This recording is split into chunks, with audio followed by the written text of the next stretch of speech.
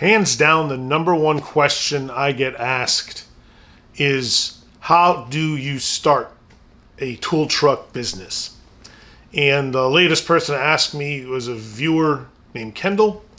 So I composed a rather lengthy email response, and I started to think about making a video about this since it's so commonly asked, and I suspect when people ask it, they don't quite realize how in-depth the answer is, because the truth is there is no short answer on how to start any business, let alone a tool truck business. So I wanted to take some time and do this video. Hopefully this can be a resource for you if you're looking to get into the business, or for anybody that I can then refer to the video. I don't mean that as a cop-out. It's just that it's very time-consuming to respond in writing to everyone individually. Some people have asked me even phone calls, and it's the kind of thing that would take a tremendous amount of time given the number of people who ask. So I don't mean this to be a cop-out. I want this to be as comprehensive as possible, and I want it to be a good resource for you. So thank you for watching it. This should answer most every question you have on how to get going in the tool truck business and what you need. So what I'm going to do here is I have notes I'm going to refer to because it's such a lengthy reply. So forgive me as I look back and forth on my computer here to see what my next talking point is. So to start off, regardless of what you want to do for a business, whether it's driving a tool truck or becoming a chef or selling photography or being a sculptor or selling arts and crafts, whatever it is that you want to do for a business, there are some things that every business has in common that you're going to have to do. These are the unfun things, these are the generic things, and these are the things that take you away from that thing you have the passion for. And many people have been disillusioned after they get a business going when they realize that most of the things you will do in your business is not at all about the things you started the business for. For example, if you're really good at cooking and you want to open a restaurant, get ready, because most of what you're going to be doing is not going to be cooking. If you're a photographer and you want to sell your photography, most of the things you're going to be doing is not taking pictures, developing your photos, and selling them. You know, and that's true for every single business, because there are certain things we all have to do. First thing you have to do, come up with a company name. How are you going to do business under your name, and what is that name? That name is important because it's going to be your brand. It's going to be part of your image. It's going to give something for everyone to refer to going forward. So you have to see if your name is available, and you have to make sure it's unique, because you also don't want it to be something like your last name if it's a complicated last name, or a proper name of any kind, name of a town or a location, if it's difficult to pronounce or if people aren't going to recognize it when they see it. I used Coyle tools and I regret doing that. I wish I had something a little more, something with a little more imagery to it, I guess, for lack of a better word. But I was kind of under the pressure to choose the name when I started the business, so I copped out, I think, and went with my last name and just threw the word tools on it. In hindsight, I wish it was something else, but the people come to recognize you for what you are at some point. And we're at the point right now where we have brand recognition under the name that we chose, so that's what we stuck with. And it's difficult to rebrand. So when you choose your name, make sure it's something you can live with for a long time. Because once you establish your business, choosing another name or another way to do business, or changing all of your bank account information and your business license information, all your tax information with the IRS, all that has to change. Your printed materials, your apparel, you're putting your logos on vehicles if you're doing, what we do for a living. So think about it and make sure it's something that you're going to live with for the long term, because it's not easy to change. So how do you know if your name is going to be unique? Well, Google it and see what comes up, and see if maybe there's another business in some other state that you could be confused with, and choose something that's unique. Another thing that's going to help you decide is actually looking to see if there's a .com domain name available, which is something you're going to want to do, even if you're not anticipating having a web presence, lock up your domain name to make sure nobody else can take it. And that way someday, if you do want to have an online presence, you'll have that name available to you. So go on any of the internet service, like web service providers like GoDaddy, or I don't know, there's a million of them these days. We use GoDaddy. So go on there and just do a domain search, yourname.com, and see what comes up. If it's taken, you might want to choose another name. But if it's not taken, grab it right away. They're cheap to lock up, so do it for as long a term as you're comfortable doing it. I think 3-year term is pretty normal. And then you can set it to renew every year. If you go through a service like GoDaddy, then you can have some other services like email addresses and web services and stuff that you don't have to use right away. But the idea there is to own that domain name so that nobody else can touch it. Once you've got your name established in your mind and you know what you want the business to be, you know it's available, you know it's unique, then you need to register that with whatever state you're doing business in. In the state of Texas, for example, there's a procedure that you use to go online on the state's website and you can register your business name. You need to get an employee identification number, which is an EIN. Even if you're not going to hire employees, you still need an EIN to do business. The federal government's going to recognize that number as well as the state. And anyone that you then need to, say, apply for loans with, or you want to be a vendor for, or something like that, they're going to need your EIN. So it's a number you're going to need to just do basic business operations going forward. And once you have that established, then you need to get whatever licensure in the state you're going to require, because you're going to have to pay sales tax if you sell goods. You're going to have to charge sales tax to your customers, and you have to pay sales tax to the state or the municipality or the locality that you're located in. Here in Texas, we have to pay sales tax to the county we're in and the state, so we have to do that. I think it's every month or every quarter. We have to transfer that money out of our bank account to them. So that is the number one, probably most important thing in establishing your business. Get your name locked up, get an EIN, and get your business licensure for the state so that you are a legal entity. Now, whether you want to choose doing business as an LLC, which is a limited liability company, or if you want to file as an S Corp, or if you want to incorporate, these are all decisions that you're going to have to make in consultation with either an attorney, which you don't necessarily need in order to get your business up and running, but certainly an accountant is somebody that you're going to want to bring on board with you right away, because they're going to be able to give you advice in these areas for what's best for your business and how you've constructed it. It's not a problem to start as an LLC because it's generally fairly easy. It's probably the simplest way to get going. And then once you've established that, then you can explore some other avenues to take down the line. Do you want to be an S Corp? Do you want to incorporate? And if so, what kind of corporation do you want to be? These are all things to consider. We started as an LLC, and we intend to move to an S Corp filing status in the near future because it gives you some tax advantages that I don't really know that much about. That's something that we talk to our accountant with. And when the time comes to do that, that's the conversation we have. So you're also going to need an accountant. And I suggest getting somebody who can help you with your tax filings, but also give you business advice as to the best ways to operate your business so that you can plan for the financial impacts of whatever decisions it is that you make. And keep that person close so that you're working hand in hand with them whenever it comes time to strategize, make a change, bounce something off of your accountant when you are thinking about planning for something in the future. Some accountants are better than others. We have had a heck of a time finding a really good accountant. We've been through 3 or 4 of them and have never been pleased until the person we have now seems to be pretty good. We're still in the formative stages with her to see how things are going, but so far we're very pleased. She does our bookkeeping and accounting for us too, which means you're also going to need a bookkeeper. You need someone who's going to tell you basically what the financial health is of your business. If you don't have insight to that, you can't operate a business. Excuse me, that's my phone ringing. Sorry about that. I should have turned my phone off. Anyway, so I was talking about getting a bookkeeper. Someone who can give you financial insight into your business is very important.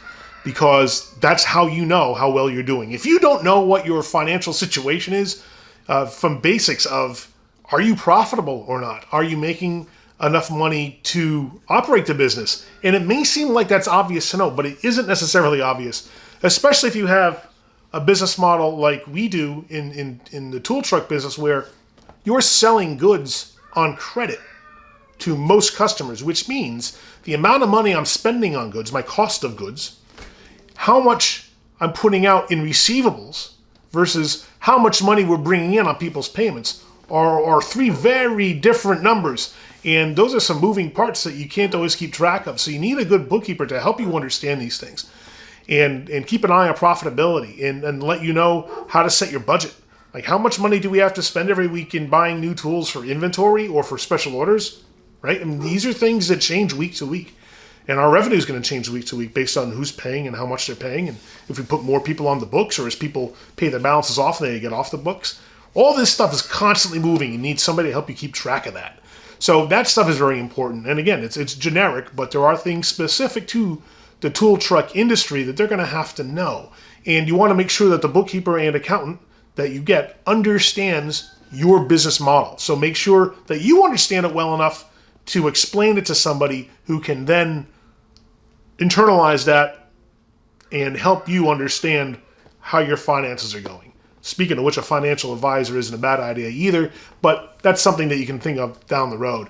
If you ever get big enough where you're making investments or you're planning your own financial future and your own retirement and all that, you're going to want to speak to somebody to help you understand how your business works with that and manage your finances that way. But again, that's something that you can push off till later. The people you need in your corner right away, you got to build that team with a bookkeeper and an accountant. Sometimes that's the same person. Sometimes it's different people. It really depends on who you partner up with. Next on the list of things to do are to find suppliers for your goods. You need people to buy stuff from that you're going to sell. And finding distributors is usually the way to do that. And the way industry is constructed are, you have manufacturers at the top level. They're the companies who make stuff or contract stuff to be made. Basically, they're the company that has their brand put on the goods that you're selling. In this case, since we're talking about tools, we're going to leave it tool specific. But so there's manufacturers. Companies like Milwaukee's a manufacturer. Sunex are manufacturers. GearWrench are manufacturers. Even though they may or may not actually make the tools themselves, they might contract that out. It doesn't matter. The manufacturer title is held with them because it's their brand on the tool. So most companies cannot buy directly from manufacturers because we're too small time to make it worth their while. So the manufacturers usually sell their products to distributors, and distributors are fairly large companies that buy by the millions of dollars at a time, by the truckload or trainload at a time from manufacturers. So Milwaukee, for example, sells to tool distributors. And in our business, the big distributors are Integrated Supply Network, a company called ISN, Medco, MEDCO, New Tool, that's NEU Tool, and Eagle Tool. Those are the four biggest distributors that sell to independent companies like ourselves. When you're dealing with franchise brands like Mac, Matco, Snap-on, and Cornwell, they all have their own relationships with their suppliers so that they can keep stuff in their own inventory. Snap-on, for example, manufactures a healthy amount of their own product. Mac does not manufacture anything their own. They are a child company of Stanley Black & Decker, who is a manufacturer themselves. So Mac would be a distributor for them.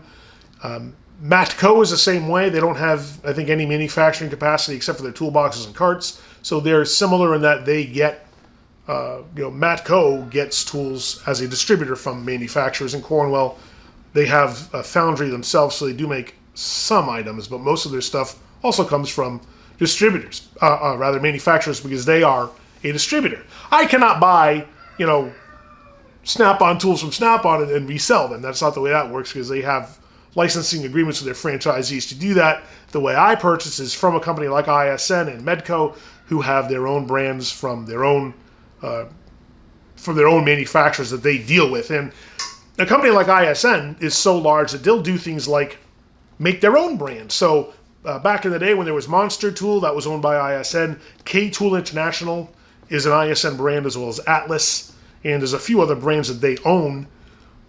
And all that means that they buy tools from some manufacturer, have them stamp their name on it, and then they sell to dealers like me, which is the third tier. We're the dealer tier. We're the reseller. We're the retailer. So we purchase our stuff from distributors and sell it to the end consumer. And when we purchase, one of the reasons why you need all this paperwork done on the back end with setting up your reseller certificate with the state and getting a business license is because we don't pay sales tax to our suppliers because we're reselling these items. We charge sales tax to the end consumer, and then we take that tax payment that they give us and we pay it to the state. So that's how that tiered system works. There are some companies who are manufacturers like Coast and Maxion and some other brands that we do buy directly from. They're willing to sell to smaller operations like us, and then as long as we meet minimum purchasing requirements that they have, then they'll sell us stuff too. So where it makes sense for us to go directly to a manufacturer, we will. Where it makes sense for us to buy through a distributor, we will. All right, so that's how that part works. That's how your purchasing is gonna work through distributors. And then if you want to find out what manufacturers you can buy directly from, well, you got to make phone calls. You got to email. You got to go on their website and see if they have, a dealer application. And then find out directly. It's just more to manage because if you can't keep things centralized, for example, we go to ISN primarily for most of our stuff, and it's very easy because we can get most of our stuff from one place. So it's great. We can make one purchase order and we can send it to our one account rep at this place, and he'll send us all the stuff that we ordered. And we check it in. We don't have to go through one channel in our software to do that. And it makes it very easy to reorder and work with one distributor because we also derive some benefit, from bulk pricing if we order in certain quantities. So there may be reasons why you want to branch out and buy directly from manufacturers, or maybe you just want to stick with one or two distributors, or however you want to structure it. Entirely up to you. I suggest when you first start, just sign on board with one distributor and have them sole source your stuff. And once you're used to business and how it's growing and how it works, then you can start to explore branching out and buying stuff from other suppliers. But to start, stick with one person and one distributor and go from there. I'm going to check my notes to see what's next. When it comes to branding, you're going to have to work off of the name that you chose, and you're going to have to design a logo and maybe a typeface for how you want your name to appear, and you're going to have to standardize on that. And then you're going to have to find suppliers for things like your apparel. We use caps and shirts with our logo on it, and we go through a company called 4imprint.com. It's the number 4 in the word imprint. They do all our apparel for us. They do our pocket screwdrivers. We get printed materials like business cards, posters, and anything that we use for signage through a company called Vistaprint. So they do all that for us. And we had the artwork. We made our artwork ourselves. If you're handy with making logos and artwork and stuff, you can save yourself some money and do that yourself. But you need that replicable file that you can send to all your different suppliers to correctly replicate your artwork and put it on shirts and hats and caps and anything else that you want to make. But you're going to need some branded merchandise, especially in the tool business. You got to have pocket screwdrivers. Put your name and contact information on it. Make sure people know who they got that from. You're going to want to have a uniform of some kind. So we have the caps and the hats. We since branched out and are selling, the knit beanies for colder weather. We also have jackets, and you can expand that as you want. But what I'm wearing right now is basically what I wear every day, and that is recognizable. There's not any other tool companies that I know of that do black and orange. Snap-on is red, as well as Mac. Cornwall is blue. Matco, I don't know what color they actually settled on, but seems like every time I see you guys wearing a different colored shirt. But you want something to set you apart from your competition. You want to know that when you pull up to a shop, they recognize your truck. When you walk into a shop, they know it's you. And having some recognizable, uniformity is going to be key. And that way, when you also hire more people, if you choose to hire more people and grow your business, then you're all going to look uniform, and you want to have that same look about you, because brand recognition is very important. And people want to know who you are the second they see you, and they don't want to have to reprocess a graphic or a design or a logo that looks a little bit different, because that takes some mental cycles that you don't want people to have to go through. Instant brand recognition is what you're looking for there. All right, next. Operating on a day-to-day basis means you're going to need some kind of software to manage all your sales and your inventory, a work order system, an ordering system for your vendors, and managing warranties and repairs, because if you want to get into a tool truck business, you're going to want to be full service. There's nothing you're going to want to skimp on there, because that's what's going to give you a competitive advantage. How well you can provide service instead of just selling tools and collecting money is going to be huge for you. So, we got into the business of handling lots of different warranties, and we handle repairs. You're going to want to find facilities to do your repairs for you if you don't do them yourself, and I do not recommend you do them yourself because you want the warranty from a vendor who's very good at servicing tools. There's a company called Tri-Counter Repair that we've used in the past. We use a company called Angle Repair for all of our torque wrenches, and for our power tool repairs, there's a company called Power Tool Repair in Ohio that we use. So these companies are companies that we send stuff to.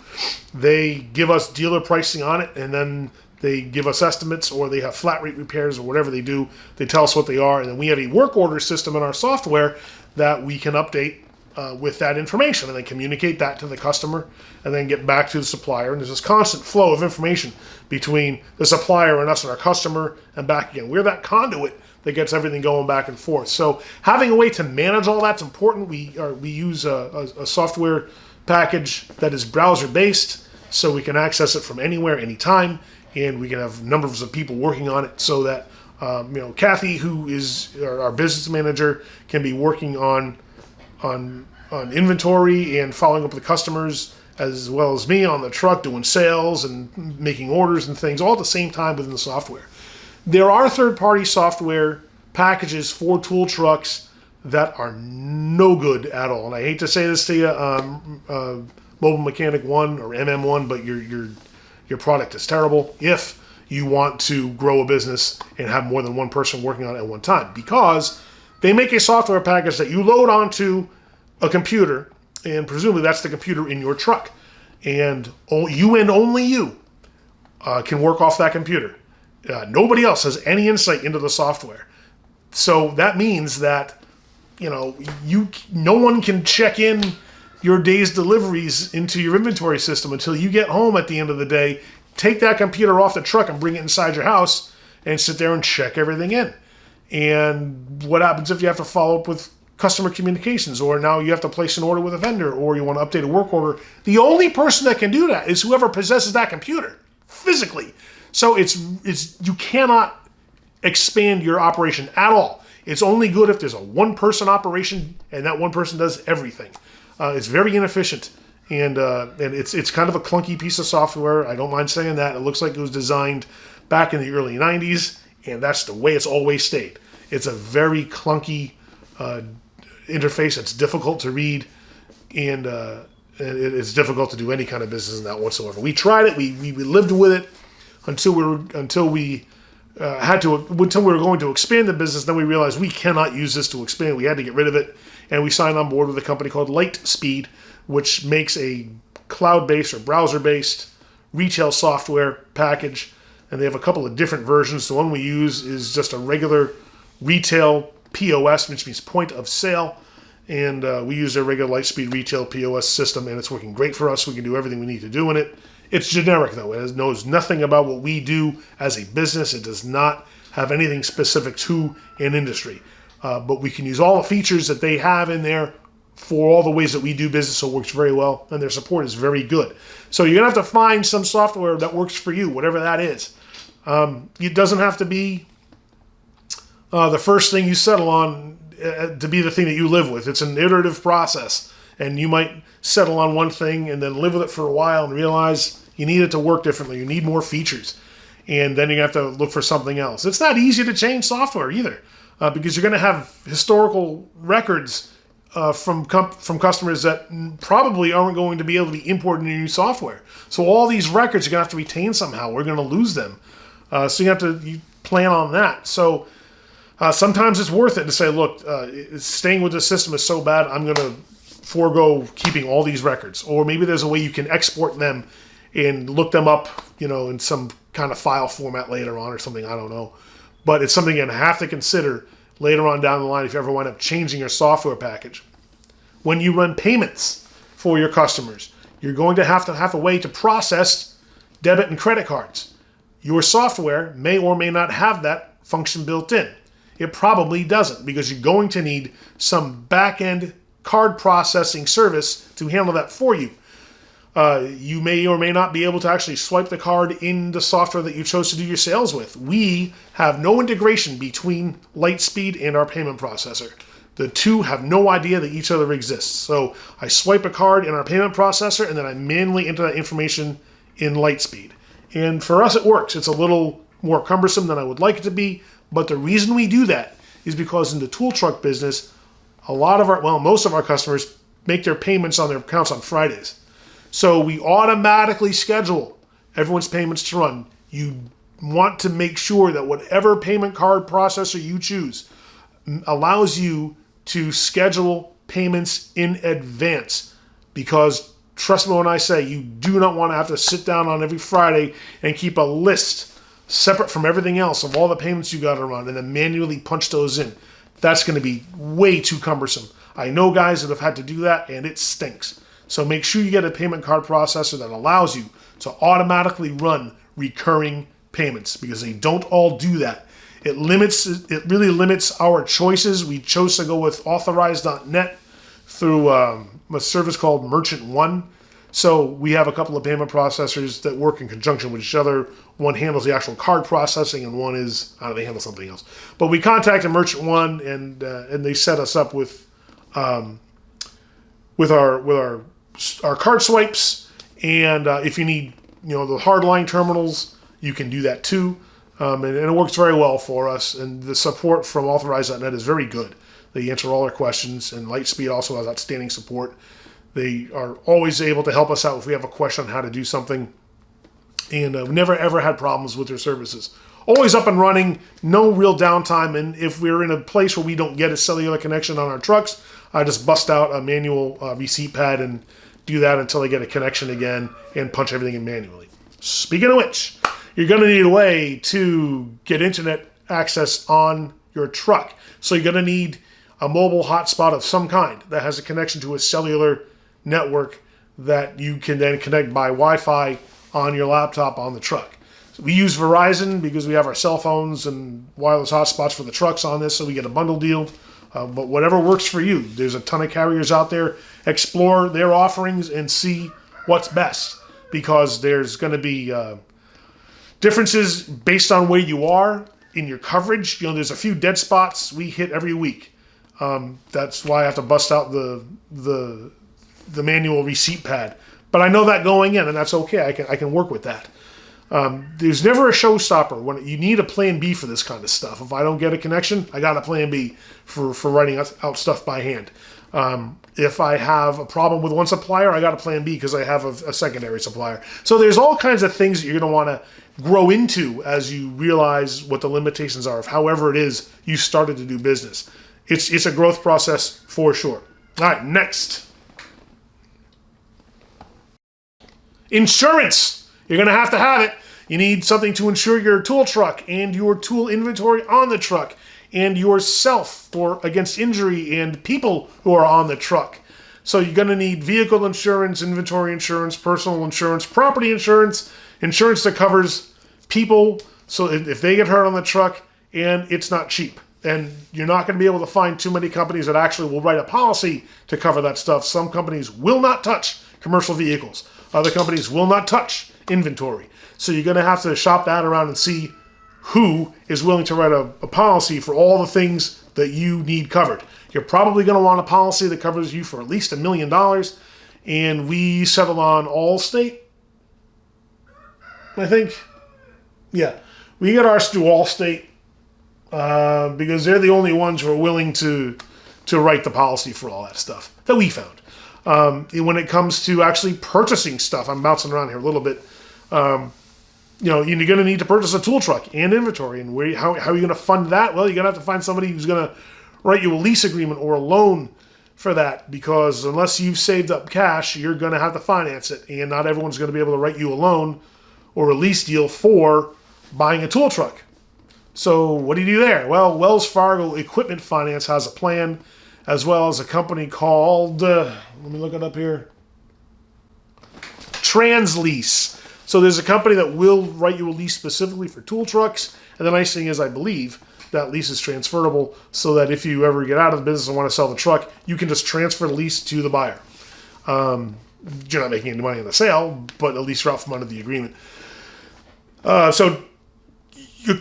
Fargo Equipment Finance is good for loans and leases, as well as Translease for trucks. Wells Fargo will also write a lease for a truck. We got that through them. We haven't dealt with Translease, but I know people who have, and it seems like a fine experience for them. Regarding the kind of truck that you're going to get, you're probably going to run a diesel truck. There are purpose-built trucks just for the tool industry. These are trucks that have been upfitted by a third party. LDV is one upfitter, as well as Summit, that also makes interiors for these trucks. And they build the box that goes in the back of the cab and chassis, and they put the shelving and the lighting and the electrical systems in there, and the 120 AC electrical system, as well as a 12-volt electrical system. And they're the ones that do everything on the back of the truck. They put the bungee board up on the ceiling and everything else. So when you buy a tool truck, you're going to have to find a place to buy that from. Tooltrucks.com is the website which everybody and their brother uses to list their tool trucks for sale. So go ahead and look on there and see what they have available. They're all from private sellers. It's kind of just like the one place all tool truck sellers use. And it's very effective. You can usually find something that's in your budget. When I first got in this business and I was talking to the guy who mentored me, he said, when I was asking about the cost for trucks and all, he said, you can spend as much as little as you want. He said, I think he said he spent $50,000 on his first truck. He goes, you can buy a truck for $10,000. He said, but do you really want to drive around in a $10,000 truck? And I'm like, no, that would be stupid. Who wants to drive around in a $10,000 truck? Well, come to find, I really like driving around in a $10,000 truck. My first truck was $45,000, but the second truck I bought was $7,500, and the third truck I bought was $11,000. I really, really, really wish that my first truck was as cheap as the other two, because you'll save yourself a lot of money, and guess what? You have no fewer headaches when you have a newer truck. That's the other thing. When you're looking at trucks, you're going to have to get a diesel truck. And if you get one that's newer than 2007 and a half, it's different than if your truck was built after 2007 and a half, because halfway through 2007 model year, new emissions regulations came out that changed everything. I recommend buying a truck that's 2007 or older. A newer truck has all kinds of problems with EGR valves and diesel particulate filters and diesel exhaust fluid that is used to burn and reburn a lot of the particulate that comes out of these trucks so they can meet emission standards. The problems are that these systems kill the truck. They build up soot. They give you a lot of money worth of maintenance to have to deal with. These are not perfect systems by any stretch. In my very first truck, I spent a lot of time in the shop until I was able to move into a second truck, and now I keep that other one as a spare because it was killing me. It was put to me that these systems do not allow your truck to breathe properly. There's a lot of trouble with these other systems that are built in because soot builds up. There's not a good way to clean them off, even though there is systems built in, but those systems are problematic and they add expense. So if you can avoid a newer truck, do so. The older trucks are perfectly reliable. You should be able to get 500,000 miles out of a good diesel truck. And tool trucks specifically don't have a lot of miles on them. It's usually this time on the engine that's your biggest culprit there. The first truck I bought was an '08, had 139,000 miles on it. The second truck I bought had 230,000, and the third truck I bought had, I think, just over 200,000. And for the amount of money that I saved on the other trucks, I'm perfectly happy with them. They all need maintenance, and they're all going to break, but save yourself the money up front and the cost of the vehicle, because that's not going to ensure that you have anything that's any more reliable down the road. Speaking of which, you're going to have to build up your team of people that include a good mechanic or mechanics. I suggest getting at least one on your side, because different mechanics are good at different things. You need a mechanic who's going to be good at diesel trucks. And some guys are good at diagnosing stuff and are maybe specialized in certain engines and transmissions. And there's other guys going to be good at other components. You're going to have to find a shop or a mechanic who can not only look at all the stuff under the engine and in the chassis, but also in the back of that truck. And because it's been upfitted, it's more like an RV. So you're going to have somebody who's good with 12-volt electric systems in the backs of these things, who knows how to work on RVs, because it's very similar systems that they use there. It means it's expensive, and maintenance on trucks is costly, and repairs are even more costly, but you're going to have to get them done. There is nothing more important to your business than keeping that truck on the road. So make sure you have people who can work quickly and efficiently and keep the hours down that they're going to charge you for. And it means that it's difficult sometimes to get shop time, because if they're good, that means they're backed up. And you might have to wait a few weeks for your truck to get back on the road. Have a plan B for this too.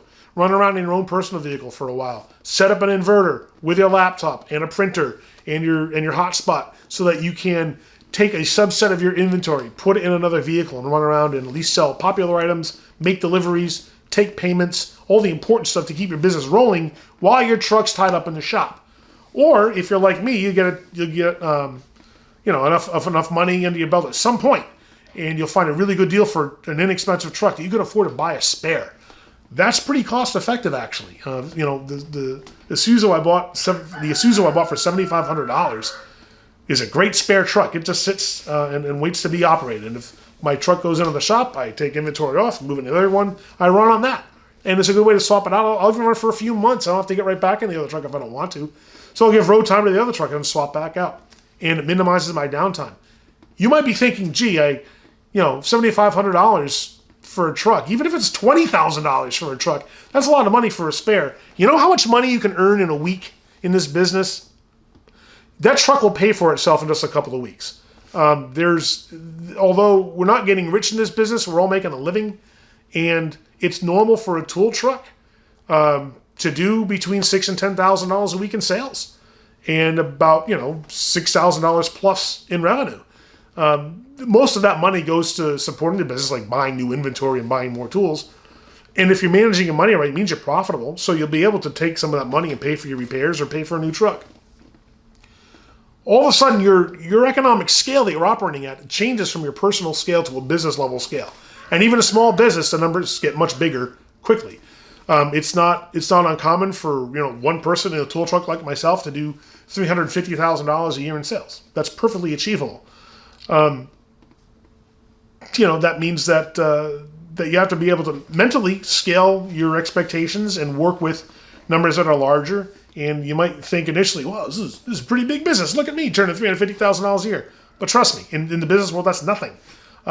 Small businesses work in the millions of dollars a year. Medium-sized businesses work in the hundreds of millions. You're not up to big business until you get into many hundreds of millions or billions of dollars in sales.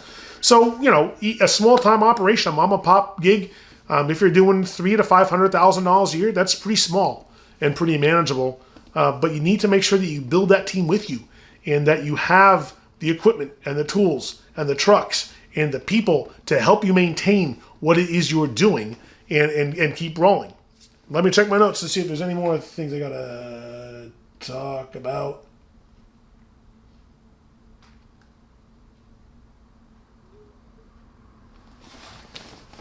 I think that's pretty much all the points to note. There's a lot. It's not. There's no short answer to this very good question, and I know this has taken a while. But if you listen and really take heart to what I tell you, you'll save yourself a bunch of trouble down the road.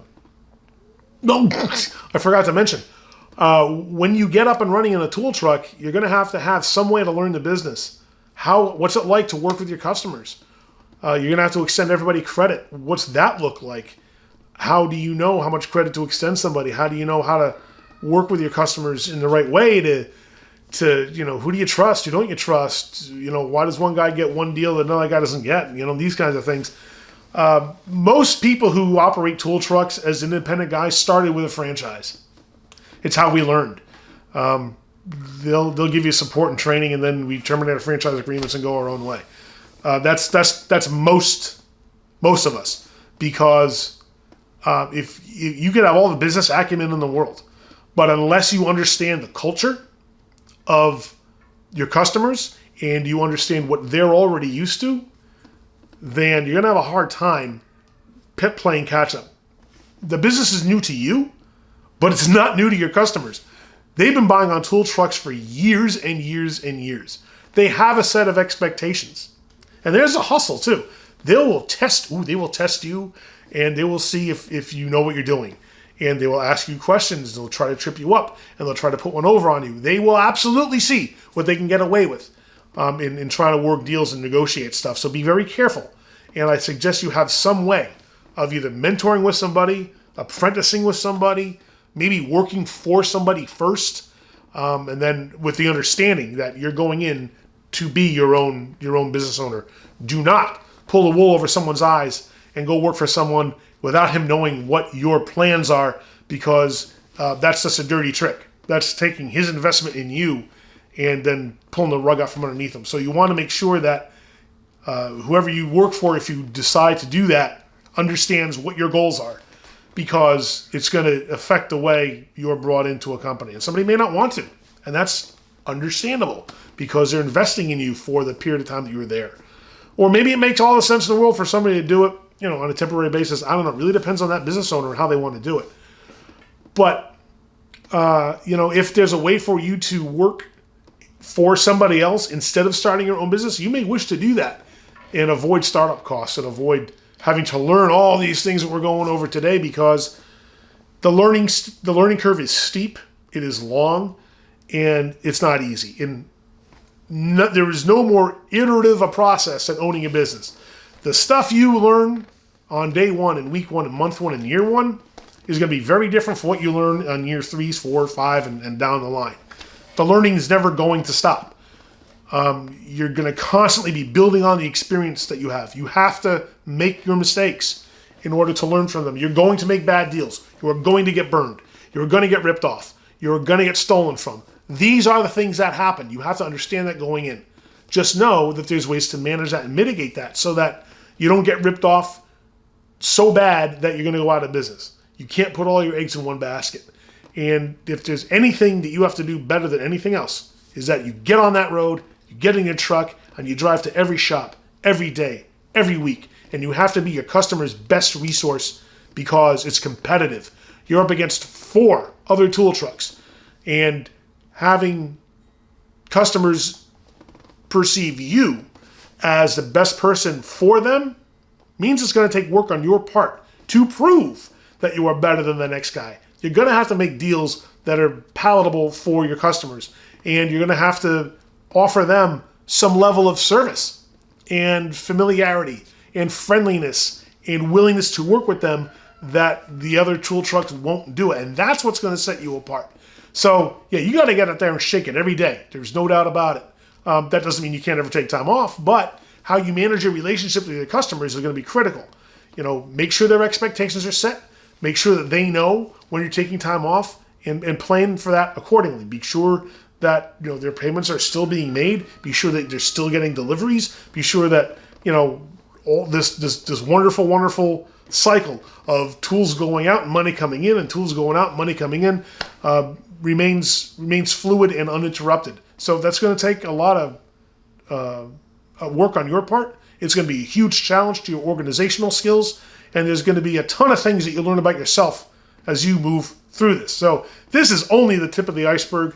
I hope it in at least some way, shape, or form gives you some understanding of all the things that are required to get a business up and running. I know there's things I left out because there aren't going to be some things that you learn until you're in this business down the line. But this stuff should be at least enough to give you an understanding of the scope of what it's like, and maybe it will deter you from wanting to do it. That's fair. If that means that you decide not to go into business for yourself because of all this stuff, I get it. This is not a gig for everybody. You're not going to get rich. Don't ever break down how much money you're making per hour, because you will cry. I guarantee it. Your business 24 hours a day, 7 days a week. I mean, when I'm not on the road in the truck, I'm at home in my office. What am I doing? Processing warranties, sending out repair work, generating quotes, doing research on products that customers are asking me about. And then my wife is on the phone all day with vendors and UPS trying to track down that lost shipment. She's working with Verizon because we're having a problem with one of the phones. She's dealing with all the nuts and bolts of the gritty day-to-day. It's a grind for her and me. And then, when we're both done with our day-to-day duties, what are we doing? We're talking about the business. What are we going to be doing next? How are we going to plan for this? How much money do we have to spend on that? Do we want to start business up with a new supplier? We're trying to hire people. Now we got to do recruiting. Okay, what's that look like? And how are we going to bring people in? And then we need that whole employee infrastructure set up if you ever get to that point. Now we need an onboarding process, right? We need an HR component. Luckily, Cassie does that too. But what's that going to look like? Do you need to do drug testing, background testing, driver history? You got to have a whole onboarding packet and a way to run W-2s.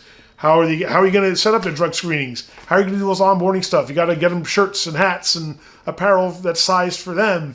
And these are the things that you have to think about and work to. And yeah, it's a lot.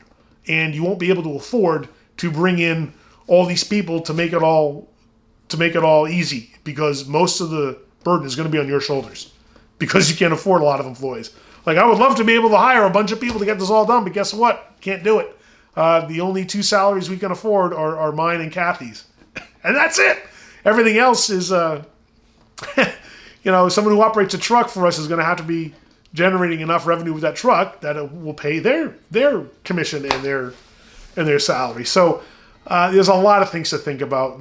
You're not going to be flush with cash. You will wonder how you're going to pay your next bill sometimes. You will panic because you simply don't know how to make it work. But if you're resourceful enough and you think it through and you ask for help and you're not afraid to rely on other people, then you can and will make it work. But you need to be determined to make that happen, because any business needs that type of personality, that type of mindset, that kind of person that is going to look at a problem and instead of saying, well, that's it, we're done, figure it out. There's a way to do it. You're going to rely on a drive and an ambition you may not know you had, but it's got to be in there, because when you're faced with the possibility of, man, if I don't make this work, I'm going out of business, and there's my paycheck, and there's my employees, and there's everyone who ever believed in me. Think about that one.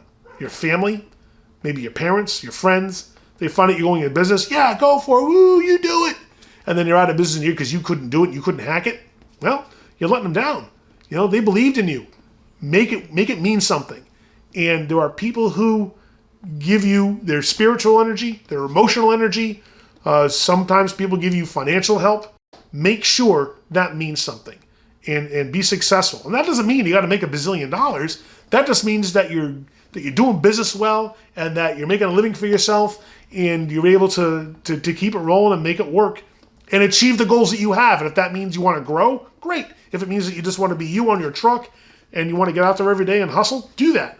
But whatever that means for you, you have other people who are relying on you to do well. So just know that you're not in it by yourself, for yourself. You're in it with the help of a lot of other people. You're building a team around you. But ultimately, it does come down to you and you alone to make sure that you're the one getting out there every day, seeing your customers, managing your relationships, making the deals, and being the brand that your customers want to deal with. Please ask questions about this in the comments in this video, because I know you're going to have some. This by no means is in depth. This just scratches the surface. There's so much to learn after this, but most of it is only going to be what you learn as you go. At some point, You got to jump in and do it. There's going to be an expense up front to buy things. It's not cheap, but you can easily get into this business for maybe $50,000 in buying a truck and buying tools. There's ways to do it where it's more affordable than others, and you can be a victim of your own success, where you can have such a demand placed on you by your customers that you have to buy a lot of stuff to fulfill their orders and their needs, that you find, well, maybe I exhausted the amount of credit I have with my supplier. Maybe I need to figure something else out. Maybe I get on board with another supplier. Maybe you ask for a credit increase. We have that every now and then where business grows to the point where, man, we've maxed out what we can do with this one supplier. So now what? That means we're always in debt. Welcome to owning a business. You're going to be relying on credit cards and credit issued to you from your suppliers, and it never ends. This is one thing after another in this business, and you'll learn it all as you go. And if you're open-minded and you're willing to admit when you're wrong, and you're willing to admit when there's a better idea out there, and you're not afraid to change doing something in order to accommodate your customers or a drastic change in the landscape, then you will survive and thrive. When COVID-19 hit a couple of years ago, what happened? A lot of people didn't know what to expect. I know tool guys that took time off the road. We did not take time off the road. We were still on the road. And what we were able to do, we actually grabbed business from some of our competitors because they didn't know what to do and they were worried, so they stopped. Not us. We plowed through it. And as a result, the pandemic was actually rather good for us, strangely. We shifted focus. We went away from doing general automotive customers to doing fleet and diesel customers. Those guys are ironclad. They're recession-proof. So COVID-19, they didn't care. They had to work. Why? Because the trucking industry does not stop. And we service those guys instead of general automotive. And it was a huge influx of business for us. So be willing to change. And if that means you change products, or you change brands, you change suppliers, you have to be willing to do it on a dime in order to accommodate whatever comes down the road next. I think that's about it. So please, by all means, ask questions. Let me know if there's topics I didn't touch on. I know, like Mid-Atlantic Tools, you're an independent guy, and I know that you watch my channel, and I'm very grateful to you. Thank you for your continued support. If you've got anything you want to add, please add it, and let me know. Your experiences. If you're a tool guy, maybe you're a franchise guy. Let me know if you're thinking of being independent. By the way, do it. There's no reason to hang on to your franchise flag. And let me know if this was useful to you. Whew. Now, for other videos we have coming down, we have some more of the typical videos like our Tools in the Hall videos. Check out, we're going to have a tool grid review video. I'm getting tool grid items shipped to me today, as a matter of fact. So that's coming down the line. So we're going to go over the whole tool grid tool storage system, as well as our regular flyer drop videos that's due out in early March. So that'll be here, and all the other stuff that we've got coming down the line. So do me a favor. Click down here now to subscribe so that you don't miss any of it. Thank you so much for watching. And remember, use a tool. Don't be one.